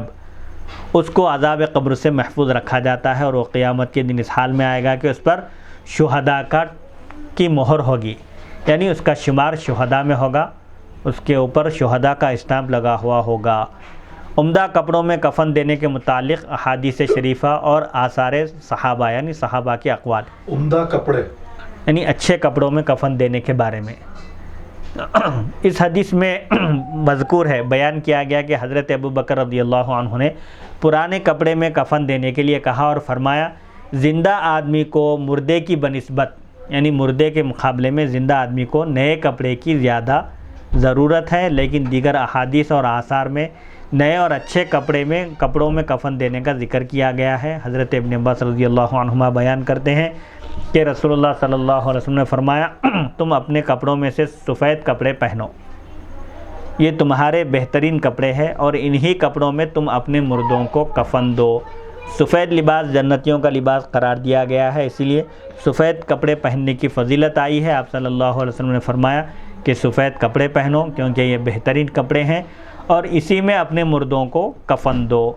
حضرت ابو قتادہ رضی اللہ عنہ بیان کرتے ہیں کہ رسول اللہ صلی اللہ علیہ وسلم نے فرمایا، جب تم میں سے کوئی شخص اپنے بھائی کا ولی ہو تو وہ اس کو اچھا کفن دے، یعنی کوئی کسی مسلمان بھائی کی ذمہ داری لے کفن کی یا اس کا سرپرست بنے کسی بھی اعتبار سے اور اس کا انتقال ہو جائے تو وہ اس کو اچھا کفن دے، اس کو اچھے کپڑوں میں کفن دے کر دفن کرے۔ سلمہ بن علقمہ بیان کرتے ہیں کہ ابن سیرین یہ بہت بڑے معبر ہیں، خوابوں کی تعبیر بیان کرنے والے، 2 صدی ہجری کے بزرگ ہیں۔ آپ عمدہ کفن پسند کرتے تھے، یعنی آپ عمدہ کپڑوں میں کفن دینے کو پسند کیا کرتے تھے۔ انہوں نے بیان کیا کہ کہا جاتا ہے کہ مردے اپنے کفنوں میں ایک دوسرے کے ساتھ ملاقات کرتے ہیں. جس قبرستان میں انہیں دفن کیا جاتا ہے وہ اپنے دوست احباب سے رشتہ داروں سے ملتے ہیں. جیسے دنیا میں ہم لباس اچھا پہننا چاہتے ہیں دوست احباب سے ملاقات کے وقت، اسی طرح مردے بھی چاہتے ہیں کہ وہ اچھے کفن میں قبرستان جائیں، وہ اپنے ساتھیوں سے، دوستوں سے، دوست احباب سے ملاقات کریں تو اچھے کپڑوں میں ملاقات کریں. عمیر بن اسود بیان کرتے ہیں کہ حضرت معاذ بن جبل رضی اللہ عنہ بیان کرتے ہیں انہوں نے اپنی بیوی کے متعلق وصیت کی اور نکل گئے. پھر ان کی بیوی انتقال کر گئی. ہم نے ان کو ان کے پرانے کپڑوں میں کفن پہنایا. وہ اس وقت آئے جب ہم ان کی بیوی کو دفن کر کے فارغ ہو چکے تھے. یعنی حضرت معاذ بن جبل ان کی اہلیہ کے انتقال کے وقت موجود نہیں تھے. ان کے رشتہ داروں نے ان کے اہلیہ کو غسل دیا اور ان کو کفن دیا، اور کفن دے کر جب دفن سے فارغ ہو چکے تھے اس وقت حضرت معاذ تشریف لائے. انہوں نے پوچھا تم نے ان کو کیسے کپڑوں میں کفن پہنایا، کفن کے لیے کیسے کپڑے استعمال کیے؟ تو ہم نے کہا ہم نے ان کو ان کے پرانے کپڑوں میں کفن پہنایا. انہوں نے ان کی قبر کھود دی اور ان کو نئے کپڑوں میں دوبارہ کفن دیا اور فرمایا اپنے مردوں کو اچھے کپڑوں میں کفن دیا کرو کیونکہ وہ انہی کپڑوں میں میدان حشر میں جاتے ہیں. یعنی ان احادیث اور آثار صحابہ کے اقوال سے معلوم ہوتا ہے کہ مردے کو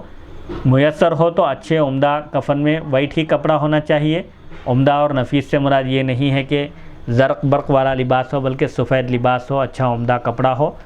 کیونکہ میدان حشر میں وہ انہی کپڑوں کے ساتھ اٹھیں گے. حضرت ابوبکر نے پرانے کپڑوں میں کفن دینے کی جو وصیت کی تھی اس کی وجہ کیا ہے؟ علامہ بدر الدین عینی لکھتے ہیں ابو نصر نے حضرت جابر رضی اللہ عنہ سے یہ حدیث روایت کی کہ رسول اللہ صلی اللہ علیہ وسلم نے فرمایا اپنے مردوں کو عمدہ اچھے کپڑوں میں کفن دو کیونکہ وہ اس پر فخر کرتے ہیں اور ایک دوسرے کی زیارت کرتے ہیں، یعنی قبرستان میں ایک دوسرے سے ملاقات کرتے ہیں. اب یہ سوال ہوگا کہ پھر حضرت ابوبکر نے رضی اللہ عنہ نے اپنے پرانے کپڑوں میں کفن پہنانے کی کیوں وصیت فرمائی؟ اس کا جواب یہ ہے کہ حضرت ابوبکر نے ان کپڑوں کو پہنے ہوئے عبادت کی تھی اور جہاد کیا تھا، اس لیے ان کپڑوں کی برکت حاصل کرنے کے لیے آپ نے یہ وصیت فرمائی کہ آپ کو انہی کپڑوں میں کفن دیا جائے، کیونکہ ان کپڑوں میں آپ نے نماز ادا کی تھی، دشمنان اسلام کے خلاف ان کپڑوں کو پہن کر آپ نے جہاد فرمایا تھا. اس کی تائید اس سے ہوتی ہے کہ امام محمد بن سعد نے قاسم بن محمد بن ابوبکر صدیق رضی اللہ عنہ سے روایت کی کہ حضرت ابوبکر نے فرمایا مجھے میرے ان دو کپڑوں میں کفن دینا جن میں میں نماز پڑھا کرتا تھا. علامہ عینی فرماتے ہیں کہ اس میں ایک اور وجہ کا بھی احتمال ہے، یعنی اور ایک وجہ بھی ہو سکتی ہے کہ انہوں نے ان کپڑوں کو اس لیے ترجیح دی کہ انہوں نے ان کپڑوں کو پہنے ہوئے رسول اللہ صلی اللہ علیہ وسلم سے ملاقات کی تھی، تو آپ کی برکت حاصل کرنے کے لیے انہوں نے ان کپڑوں کو ترجیح دی جن کپڑوں میں آپ ملبوس ہو کر، جن کپڑوں کو پہن کر آپ نے رسول اللہ صلی اللہ علیہ وسلم سے ملاقات کا شرف حاصل کیا تھا. حضرت ابوبکر صدیق رضی اللہ عنہ کو اللہ تعالیٰ سے یہ امید تھی کہ ان کی اس دن وفات ہو جائے گی، یعنی اس دن ان کا انتقال ہو جائے گا جس دن نبی کریم صلی اللہ علیہ وسلم کا وصال ہوا تھا. تاہم پیر کا دن گزار کر منگل کی رات کو مغرب اور عشاء کے درمیان آپ کا انتقال ہوا، اور یہ 22 جمادی الثانیہ سن 1300 ہجری کا دن تھا. حضرت ابوبکر صدیق رضی اللہ عنہ کی وفات کے سبب میں اختلاف ہے کہ آپ کا انتقال کیسے ہوا اور کس وجہ سے ہوا. ایک قول یہ ہے کہ یہودیوں نے آپ کو زہر آلود کھانا کھلا دیا تھا، یعنی زہر ملا ہوا کھانا آپ کو یہودیوں نے کھلا دیا تھا، اس سبب سے حضرت ابوبکر صدیق رضی اللہ عنہ کی وفات ہو گئی. جس طرح نبی کریم صلی اللہ علیہ وسلم کو خیبر میں ایک یہودی عورت نے زہر ملا ہوا گوشت کھلایا تھا اور اسی کے اثر سے آپ کا وصال باکمال ہوا، یوں نبی کریم صلی اللہ علیہ وسلم اور حضرت ابوبکر صدیق رضی اللہ عنہ کی وفات کا سبب بھی ایک تھا، اور ایک ہی دن دونوں کی وفات ہوئی اور ایک ہی جگہ دونوں مدفون ہیں، یعنی دونوں کی آخری آرام گاہ بھی ایک ہی جگہ ہے، اور ایک ہی وقت میں دونوں قیامت کے دن اب مزار سے اٹھیں گے اور ایک ہی وقت میں دونوں جنت میں داخل ہوں گے. باب نمبر 95 باب موت الفجاءتی البغتتی، اچانک موت آ جانے کا بیان. حدیث نمبر 1388 حدثنا سعید بن ابی مریم قال حدثنا محمد بن جعفر قال اخبرني هشام بن ابيه عن عائشة رضی اللہ تعالی عنها ان رجلا قال للنبي صلی اللہ علیہ وسلم ان امی افتلتت نفسها وَأَظُنُّهَا لَوْ تَكَلَّمَتْ تَصَدَّقَتْ فَهَلْ لَهَا أَجْرٌ إِن تَصَدَّقْتُ عَنْهَا قَالَ نَعَمْ۔ امام بخاری رحمۃ اللہ علیہ روایت کرتے ہیں، ہمیں سعید بن ابی مریم نے بیان کیا، انہوں نے کہا ہمیں محمد بن جعفر نے بیان کیا، انہوں نے کہا مجھے ہشام نے خبر دی اپنے والد سے، انہوں نے حضرت عائشہ رضی اللہ عنہا سے کہ ایک مرد نے نبی کریم صلی اللہ علیہ وسلم سے عرض کیا، بے شک میری ماں اچانک انتقال کر گئی اور میرا ان کے متعلق گمان ہے، میں سمجھتا ہوں کہ اگر وہ بات کرتی، یعنی ان کو کچھ موقع ملتا وصیت کرنے کا، بات کرنے کا، تو اگر ان کو موقع ملتا تو وہ کچھ صدقہ کرتی، خیرات کرتی، پس کیا ان کو اجر ملے گا اگر میں ان کی طرف سے صدقہ کروں؟ تو آپ صلی اللہ علیہ وسلم نے فرمایا ہاں، یعنی اگر تم ان کی طرف سے خیرات کرو، نیکی کے کام کرو تو ان کو ثواب ملے گا۔ اس حدیث شریف کے راوی سعید بن ابی مریم، اور یہ سعید بن محمد بن حکم بن ابی مریم ہیں۔ راوی نمبر 2 محمد بن ابی جعفر بن ابی کثیر، نمبر 3 راوی ہشام بن عروہ ہیں، نمبر 4 ہشام بن عروہ کے والد عروہ بن زبیر رضی اللہ عنہ ہیں، نمبر 5 حضرت عائشہ صدیقہ رضی اللہ عنہا۔ مشکل الفاظ کے معنی، اس حدیث شریف میں ذکر ہے کہ ایک شخص نے کہا میری ماں اچانک انتقال کر گئی۔ ان صاحب کا نام کیا تھا جنہوں نے یہ پوچھا، سوال کیا؟ اس مرد کا نام حضرت سعد بن عبادہ تھا اور ان کی ماں کا نام حضرت عمرہ رضی اللہ عنہا تھا۔ نیز اس حدیث شریف میں افتلتت کا ایک لفظ آیا ہے، مجہول ہے، یہ فعل ماضی مجہول، اس کا معنی ہے کہ وہ اچانک انتقال کر گئی۔ صحیح بخاری حدیث نمبر 2760 میں مرد کی جگہ صراحت کے ساتھ سعد بن عبادہ کا ذکر ہے۔ اچانک موت کی کراہت کے متعلق احادیث۔ اچانک موت یہ اچھی چیز ہے یا بری چیز ہے سلسلے میں فرماتے ہیں نبی کریم صلی اللہ علیہ وسلم کے اصحاب میں سے ایک شخص نے کہا کہ نبی کریم صلی اللہ علیہ وسلم نے ارشاد فرمایا، اچانک موت غضب ہے، غصہ ہے، یعنی غضب کا سبب ہے، جس سے اللہ ناراض ہوتا ہے، غضبناک ہوتا ہے، جس پر اس کو اچانک موت دیتا ہے، یعنی اس کو توبہ کا موقع نہیں دیتا، اس کو کوئی مہلت نہیں ملتی۔ حضرت عبداللہ بن عمرو بن عاص رضی اللہ عنہ بیان کرتے ہیں کہ نبی کریم صلی اللہ علیہ وسلم نے 7 قسم کی موتوں سے آپ نے پناہ طلب کی۔ نمبر 1 اچانک موت، 7 چیزوں کی موتوں سے، 7 قسم کی موتوں سے۔ اچھا، نمبر 1 اچانک 7 موت، قسم کی موت سے، 7 قسم کی موت سے رسول اللہ صلی اللہ علیہ وسلم نے اللہ کی پناہ طلب کی۔ نمبر 1 اچانک موت، اچانک موت سے آپ نے اللہ کی پناہ طلب کی۔ سانپ کے ڈسنے سے آپ نے اللہ کی پناہ طلب کی۔ درندے کے چیر پھاڑ کرنے سے، یعنی درندے کا شکار ہو کر مرنے سے۔ نمبر 4 آگ میں جلنے سے۔ نمبر 5 پانی میں ڈوبنے سے۔ نمبر 6 کسی چیز کے اوپر گرنے سے، یعنی ملبہ، یعنی کسی عمارت کے نیچے آ کر کوئی مر جائے، یہ اس قسم کی موت سے بھی آپ نے اللہ کی پناہ طلب کی۔ نمبر 7 جہاد میں پیٹ پھیر کر بھاگنے سے۔ حضرت ابو ہریرہ رضی اللہ عنہ بیان کرتے ہیں کہ نبی کریم صلی اللہ علیہ وسلم ایسی دیوار کے پاس سے گزرے جو گرنے کے لیے جھک رہی تھی، مطلب یہ ہے کہ جو گرنے کے قریب تھی، تو آپ صلی اللہ علیہ وسلم وہاں سے تیزی کے ساتھ گزرے۔ آپ سے اس کی وجہ پوچھی گئی تو آپ نے فرمایا میں اچانک موت کو ناپسند کرتا ہوں، یعنی ناگہانی موت جو ایک دم اچانک آتی ہے، اچانک آدمی دنیا سے رخصت ہو جاتا ہے، تو اس موت کو آپ نے ناپسند فرمایا۔ حضرت عائشہ رضی اللہ عنہا بیان کرتی ہیں کہ میں نے رسول اللہ صلی اللہ علیہ وسلم سے اچانک موت کے بارے میں پوچھا تو آپ نے فرمایا یہ مومن کے لیے راحت اور فاجر کے لیے غضب ہے۔ جو مومن ہوتا ہے، اللہ کا نیک بندہ ہوتا ہے، اعمال صالحہ پر کاربند رہتا ہے، یعنی عمل کرتا رہتا ہے، اگر اس کو اچانک موت آ جائے تو اس سے کچھ فرق نہیں پڑتا، کیونکہ وہ آلریڈی آخرت کی تیاری میں لگا ہوا ہے۔ اور جو فاجر ہے، فاسق ہے، گناہگار ہے، گناہوں میں منہمک ہے، اس کے لیے یہ خطرناک بات ہے کہ وہ اللہ کے غضب کا شکار ہو کر جاتا ہے۔ گناہوں میں منہمک ہے، یعنی مصروف ہے، بہت زیادہ مشغول ہے گناہوں میں، اور وہ نیکیوں کی طرف مائل نہیں ہوتا، بس صبح سے شام تک دن رات اس کا مشغلہ ہی گناہوں کا ہے، یعنی دنیا کے گناہوں میں ملوث ہے۔ یحییٰ بن ابی کثیر بیان کرتے ہیں کہ ان کو یہ حدیث پہنچی کہ جب رسول اللہ صلی اللہ علیہ وسلم یہ فرماتے تھے جب تم میں سے کوئی شخص ایسی چیز کے پاس سے گزرے جو گرنے والی ہو تو وہ تیزی سے گزرے اور اللہ تعالیٰ سے عافیت کی دعا کرے۔ فائدہ، ضرر کے اسباب سے، یعنی نقصان پہنچانے والی چیزوں کے اسباب سے بچنا توکل اور تقدیر پر اعتقاد رکھنے کے خلاف نہیں ہے۔ یہ توکل اور تقدیر کے خلاف نہیں ہے، ورنہ بیماریوں کا علاج مشروع نہ ہوتا، یعنی ورنہ شریعت میں بیماریوں کا علاج کرنے کی اجازت نہ دی جاتی۔ امام مالک یحییٰ بن سعید سے روایت کرتے ہیں کہ رسول اللہ صلی اللہ علیہ وسلم کے زمانے میں ایک شخص کو اچانک موت آ گئی تو ایک شخص نے کہا اس کو مبارک ہو، یہ کسی بیماری میں مبتلا نہیں ہوا۔ تو رسول اللہ صلی اللہ علیہ وسلم نے فرمایا تم پر افسوس ہے، تمہیں کیا پتہ، اگر اللہ تعالیٰ اس کو کسی مرض میں مبتلا کرتا تو وہ مرض اس کے گناہوں کو مٹا دیتا۔ یعنی جو بیماری آتی ہے وہ گناہوں کا کفارہ ہوتی ہے۔ نیک لوگ اگر بیمار ہوتے ہیں تو ان کے درجات بلند ہوتے ہیں، اور اگر گناہگار لوگ بیمار ہوتے ہیں تو وہ بیماری ان کے گناہوں کا کفارہ ہوتی ہے، ان کو گناہوں سے پاک کرنے والی ہوتی ہے۔ اچانک موت کو نبی کریم صلی اللہ علیہ وسلم نے اس لیے ناپسند فرمایا ہے کہ اس صورت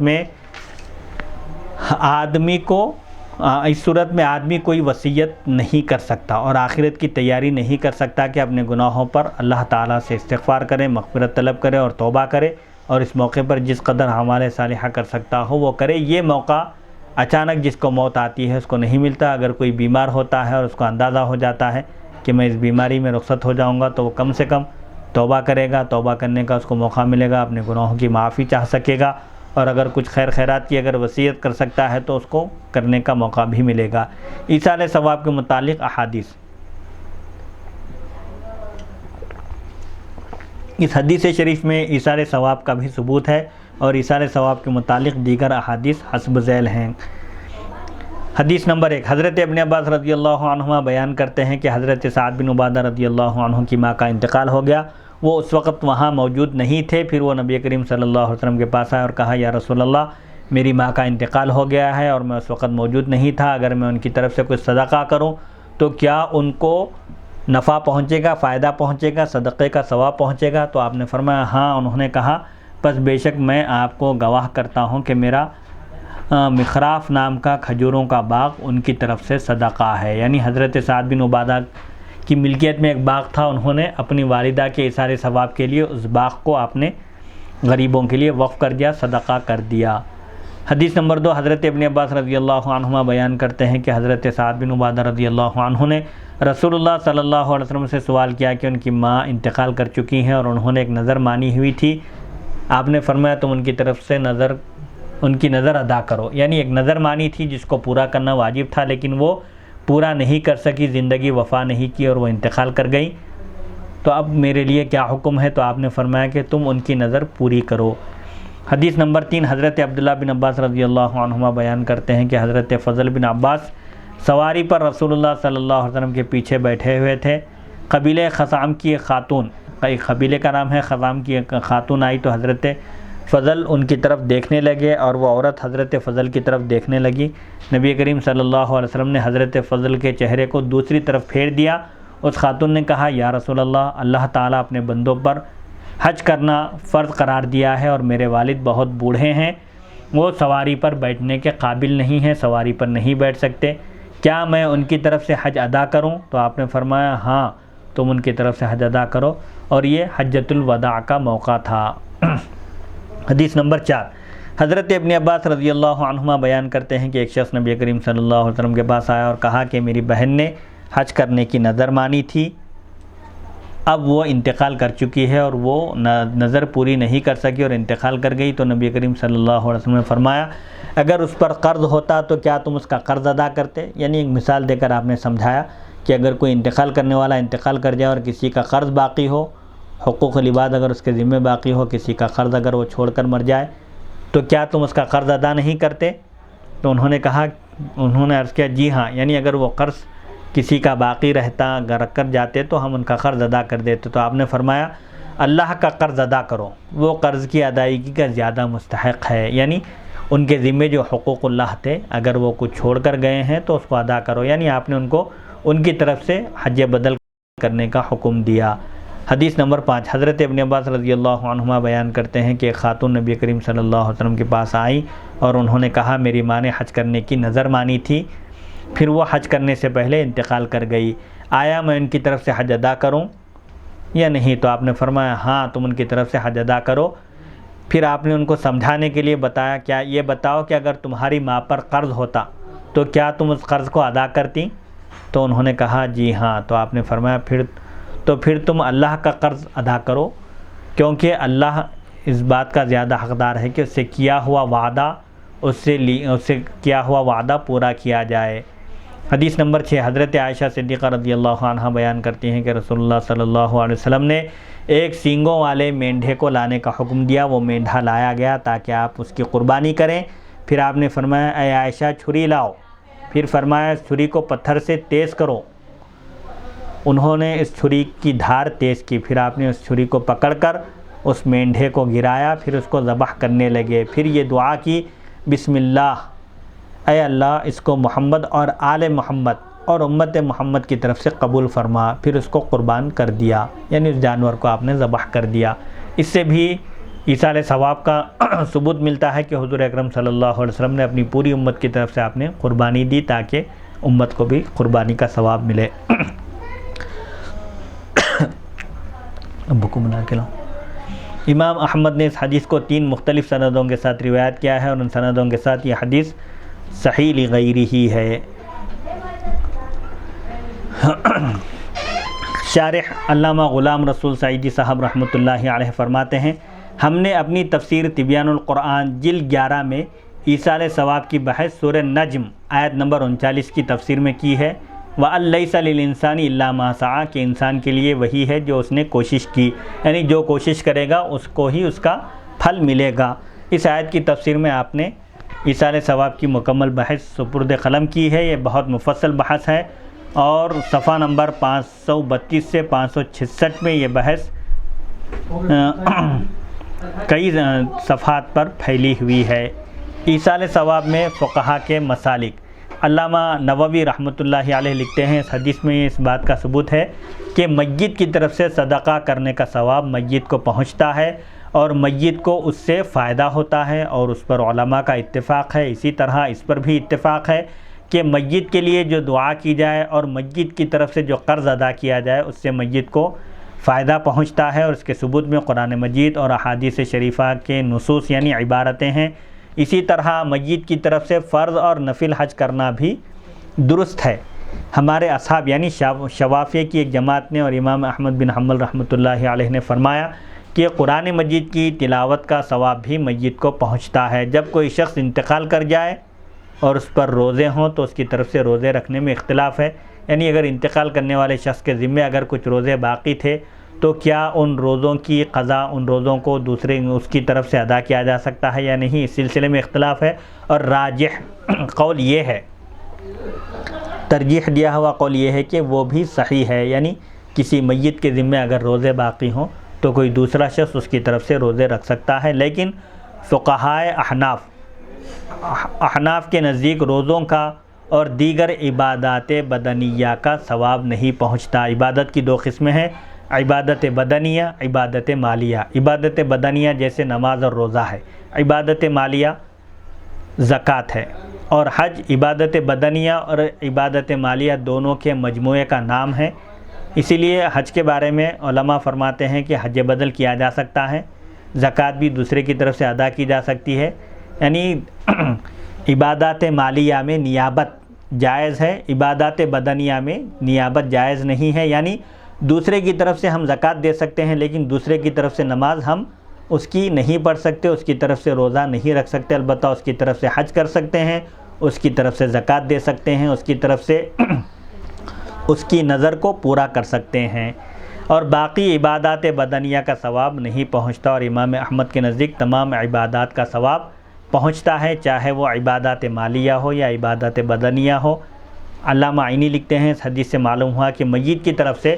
صدقہ کرنا، خیرات کرنا جائز ہے، اور یہ کہ میت کو اس سے فائدہ پہنچتا ہے۔ امام احمد بن حنبل رحمۃ اللہ علیہ کے نزدیک نفل نمازوں کا ثواب بھی پہنچتا ہے، پہنچایا جا سکتا ہے، کیونکہ ان کے پاس عبادات مطلق ہیں۔ حضرت انس رضی اللہ عنہ بیان کرتے ہیں کہ میں نے رسول اللہ صلی اللہ علیہ وسلم سے پوچھا، بس میں نے کہا ہم اپنے مردوں کے لیے دعا کرتے ہیں اور ان کی طرف سے خیرات کرتے ہیں، صدقہ کرتے ہیں اور حج کرتے ہیں، کیا یہ ان کو پہنچتا ہے؟ تو آپ نے فرمایا یہ ان کی طرف پہنچتا ہے، جو تم نیک کام کرتے ہو، خیرات کرتے ہو، صدقہ کرتے ہو، مردوں کے حق میں دعائے مغفرت کرتے ہو، مرحومین کے حق میں، یہ ان کو پہنچتا ہے، اور اس سے وہ خوش ہوتے ہیں۔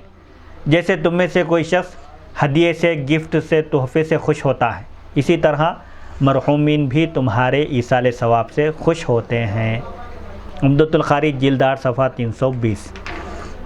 انشاءاللہ اگلی نشست میں ہم باب نمبر 96 باب ما جاء فی قبر نبی صلی اللہ علیہ وسلم و ابی بکر و عمر رضی اللہ تعالی عنہما، یہ عنوان ہے کہ حضور اکرم صلی اللہ علیہ وسلم اور حضرات شیخین کی قبروں کے متعلق کہ وہ کس طرح بنائی گئی تھی، انشاءاللہ اگلی نشست حدیث نمبر